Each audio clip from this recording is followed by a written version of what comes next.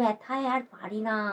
মানে কি বলবো, মানে ১২ মাস শীত, গ্রীষ্ম, বর্ষা ১২ মাস যে কোমরে ব্যথা। এই যে মাম্মাম হওয়ার পর থেকে না এরকম ব্যথা বেদনা আমার, যে ঘুরেছি, আনন্দ করেছি, রাবড়ি নিয়ে এসেছি, দারুণ মিষ্টি। এখনও আমার ফ্রিজের মধ্যে আমি রেখে দিয়েছি, কারণ ১ কেজি নিয়েছিলাম। ১ কেজি সবাইকে ভাগ ঠাক করে দিয়ে খেয়ে দিয়ে এখনও অনেকগুলো রয়েছে, এখনও আরও সবাইকে দিয়েও খেতে পারবো।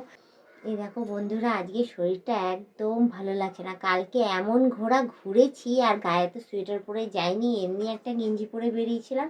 তো যাই হোক, অতটা শীত করছিল না, কিন্তু ওই যে হাওয়াটা লেগেছে, ওই হাওয়ার দরুনে মাথা যন্ত্রণা, ভার হয়ে রয়েছি, গা হাত পা ব্যথা, মানে শরীর আমার এত খারাপ লাগছে না যে কি আর বলবো। তো যাই হোক, ছাদের ঘরে এই গরম গরম ওয়েদার বেশ, বাইরে দেখতেই পাচ্ছ যে সূর্য মামা কয়দিন থেকে খুব দারুণ রোদ দিচ্ছে, আর এর জন্য ছাদের ঘরটাও বেশ ভালো গরম হচ্ছে। নিচের ঘরে তো থাকতে পারছি না। তো সমস্ত কাজ মিটিয়ে নিয়ে এসে স্নান টান করে তারপর গিয়ে আমি এইখানে এসে একটু শুয়েছি। আর কত কাপড় কেচেছি, কন্টিনিউ শুধু কয়দিন থেকে কেচেই যাচ্ছি। মানে গা হাত পা যন্ত্রণায় পুরো ছিঁড়েই যাচ্ছে। আর দেখো, এই দেখো স্নানও করে এসেছি একেবারে, দেখো মাথা ফাথা সব ভিজা। এই সে ছাদের ঘরে তেল লাগাচ্ছিলাম। তো যাই হোক, এই দেখো তেলও নিয়ে এসেছিলাম, তেল মাখা হয়ে গেছে। তো আর নিচে যেতে ইচ্ছা করছে না, ভাবছি যে এখানে কিছুক্ষণ শুয়ে থাকি, শুয়ে একটু বিশ্রাম নিয়ে তারপর চলে যাব। ওফ বাবা, তোমাদের দাদাকে বলছি যে একটু কোমরটা টিপে দাও, কিছুতেই টিপে দেয় না। ও কোমর ব্যথায় আর পারি না।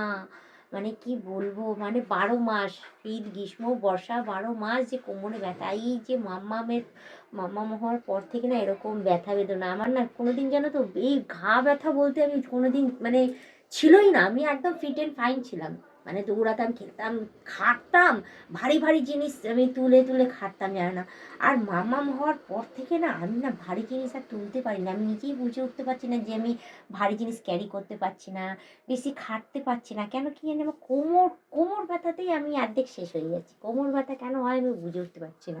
মামাম হওয়ার বেশ কয়েকদিন পরও আমার বেশ কয়েকদিন না, প্রায় ২ বছর মতো কোনো কোমর ব্যথা ছিল না। এই মামাম বড় হচ্ছে যত, আস্তে আস্তে আমার কোমর ব্যথাটাও বাড়ছে তত। বুঝে আর পাচ্ছি না যে কেন আমার এত কোমর ব্যথা কেন হয়, বাবারে বাবা। মানে কি বলবো, মনে হয় বয়স হয়ে গেছে অনেক, ওই জন্যই মনে হয় কোমর টোমর ব্যথা করছে। আর তার সাথে গা হাত পা ব্যথা। যতই শীত না থাকুক বাবা, গায়ের মধ্যে সোয়েটার দিয়ে বেরোনো উচিত, যেই ভুলটা আমি করেছি। হাওয়াতে পুরো একদম দিয়েছে ১২টা বাজিয়ে।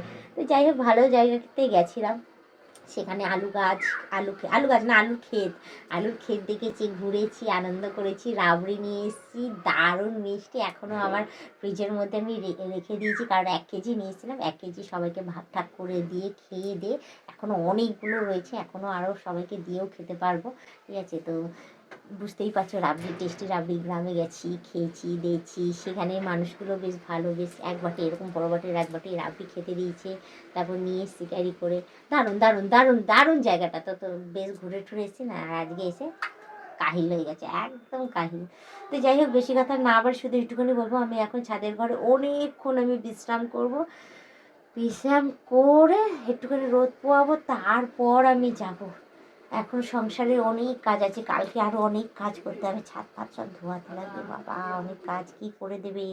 কেউ যদি আমার কাজগুলো একটু হাতে হাতে করে দিত। এদিকে ঘর ঝাড়াও হয়নি, জানো তো, ঘরের মধ্যে লাইটের জায়গাগুলো কেমন অবস্থা। আর একটা ঘরে রান্না বান্না, তো যতটা হাত গেছে আমার, তোমরা বুঝতেই পারছো আমার হাইট কইটুকানি, যতটা আমার হাত গেছে পরিষ্কার করছি, বাদ বাকি আর করতে পারিনি। তো যাই হোক, যা করার করে নিয়েছি। লাইটগুলো তোমার দাদাকে দিয়ে পরিষ্কার করিয়ে নেবো। তো যাই হোক, আমি একটু রেস্ট নিয়ে তারপর যাবো গিয়ে নিচে। তো বেশি কথা না বলে শুধু একটুখানি বলবো, তোমরা যারা নতুন দেখছো তারা অতি অবশ্যই আমাকে ফলো করে দিও, আর আমার সাবস্ক্রিপশানটা নিয়ে নিও, ঠিক আছে। তো আজকে ব্লগ ভিডিওটা আমি এখানেই শেষ করে দিচ্ছি। আর অন্যদিন অন্য কোনো সময় ব্লগ ভিডিও নিয়ে হাজির হয়ে যাবো। আজকে আমাদের টাটা, বাই বাই। সুস্থ থেকে এভাবে আমাকে দেখতে থেকো, আমার পাশে থেকো, আর আমাকে প্রচুর পরিমাণে সাপোর্ট করে এগিয়ে নিয়ে যাও।